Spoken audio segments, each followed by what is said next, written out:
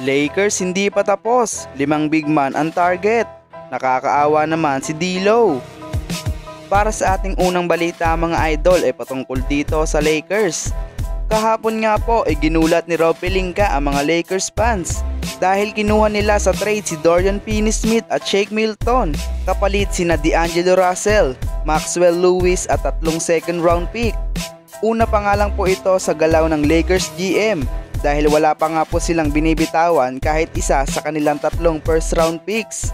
Ayon nga po kay Jovan Buha ng The Athletic, sinabi nito mga idol na expected nga daw po na gagawa pa ng isang trade ang Lakers bago ang trade deadline sa February 9. Ang 5 sentro nga po na tinatarget nila ay sina Walker Kessler, Robert Williams, Nikola Vucevic, Jacob Jakob-Poeltl at Jonas Valanciunas. Aasahan nga po natin mga idol na kapag kinuha nila ang isa dyan ay siguradong 1 o 2 first round picks ang magiging kapalit, maliban lang kay Jakob-Poeltl.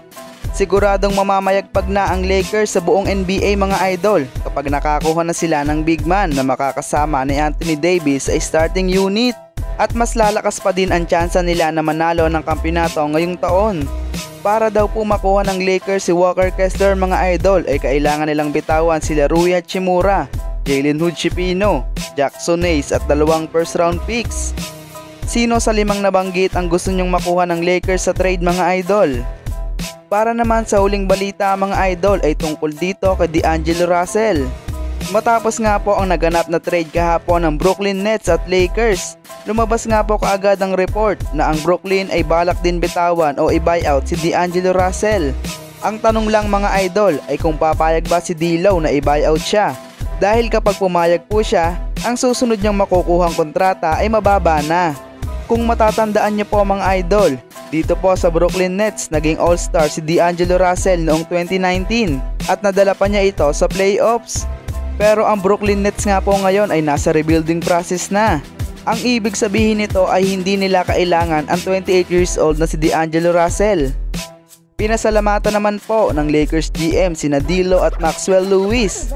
Gusto nga daw po niya na magpasalamat dito sa second stint ni D'Lo sa Lakers dahil sa naitulong nito sa team para makamit ang ilang great moments kasama ang Lakers. Kaya naman ang hiling po nila kay D'Angelo Russell at Maxwell Lewis ay maging maganda ang karir nila sa Brooklyn Nets.